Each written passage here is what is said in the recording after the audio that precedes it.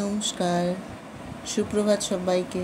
তো প্রথমে একটা ব্লেন্ডিং জারে করে আমি এখানে প্রায় 600 গ্রামের মতো বিট নিয়ে নিলাম। বিটগুলোকে ডুমো ডুমো করে কেটে নিলাম। এরপর দিয়ে দিলাম 4টে এলাচ, দুধ দিয়ে দিলাম প্রায় হাফ কাপের কাছাকাছি,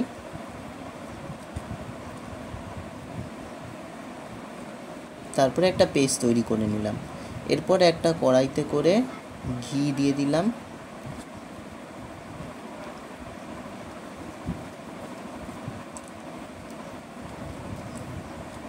ঘি গরম হয়ে গেলেই তাতে 1 কাপের মতো সুজি দিয়ে দিলাম।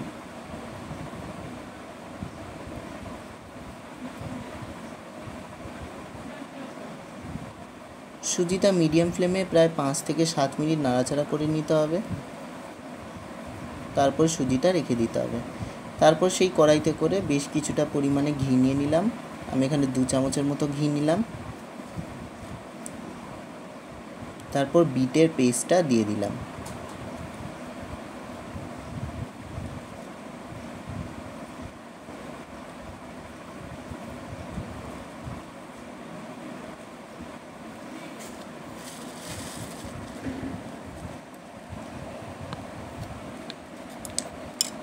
বিটের পেস্টটা দিয়ে দেওয়ার পর 5 থেকে 7 মিনিট নাড়িয়ে নিলে বিটের কিছুটা রং চেঞ্জ হয়ে যাবে। যখনই রংটা চেঞ্জ হয়ে যাবে তখনই বুঝে নেবেন যে বিটের বেশ কিছুটা নাড়াচাড়ানো হয়ে গেছে। এরপর খোয়া ক্ষীর দিয়ে দিতে হবে 1 কাপের কাছাকাছি। আর তারপর খোয়া ক্ষীর দিয়ে নাড়িয়ে চাড়িয়ে নেওয়ার পর মিডিয়াম ফ্লেমে 5-7 মিনিট পর দিয়ে দিতে হবে ভেজে রাখা সুজি 1 কাপ। তারপরে দিয়ে দিতে হবে চিনি স্বাদ মতো। এরপর 7-8 মিনিট ধরে নাড়িয়ে নেওয়ার পর তৈরি হয়ে যাবে পেস্টটা। আর তারপরে একটা এইরকম বড় থালায় ভালো করে তেল ব্রাশ করে নিতে হবে। তেল ব্রাশ করে নেওয়ার পর বিটের সেই পেস্টটা দিয়ে দিতে হবে।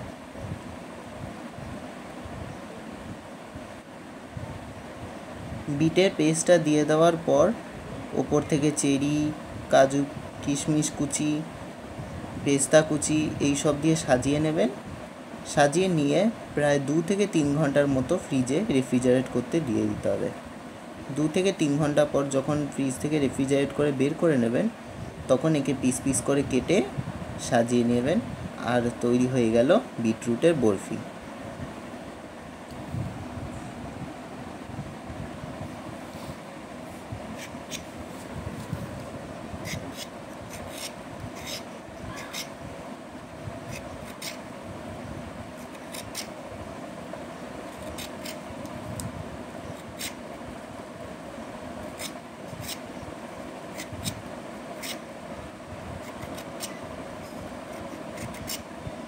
আশা করছি পুরো রেসিপিটা বুঝতে পেরেছেন। দেখা হচ্ছে পরের